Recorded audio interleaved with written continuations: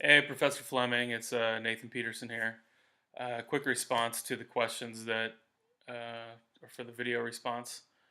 The first one was about the blue ocean. I think that Dave and Buster's is our project company that we're doing.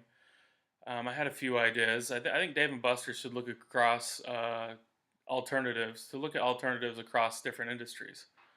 For example, they could look into okay. For example, an alternative to going to Dave and Buster's would be like going out to the movie.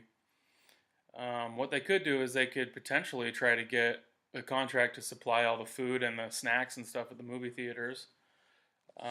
They could make revenue that way, which would add to their bottom line. But also, it could be sold as a Dave and Buster's brand, so it would keep brand awareness in people's minds.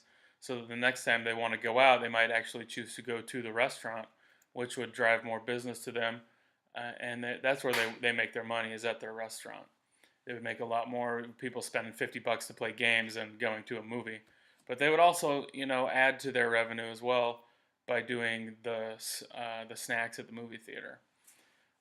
The second, let's see, that second, uh, well, also before I move on, that would that would kind of create, a blue ocean for them, in terms of just trying to get people's business that are choosing different alternatives rather than coming to their stores.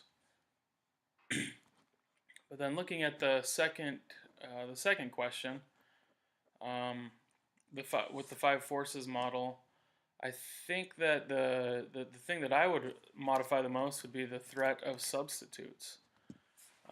The reason being is that substitutes are something that a consumer decides to go over here because it's just something else to do, or maybe it's a little bit less money to do this rather than go over here to do something else.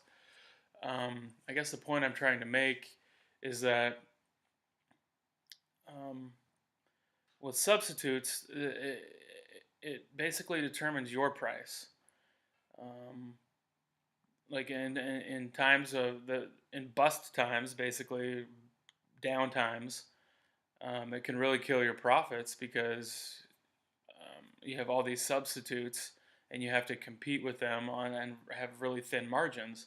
But also during boom times, when the economy is doing really well and people are spending, it still regulates what you can charge. These substitutes, people can choose to go over here. If you're going to be 10, $15 more, then oh heck, we're going to go over here and do something different. Um, so they still regulate your price. But if you got rid of that, then this company would be killing it. Dave and Buster's would kill it in the entertainment and dining industry. Um, and so that's just about all I have to say. Thanks for listening, and I'll see you in class.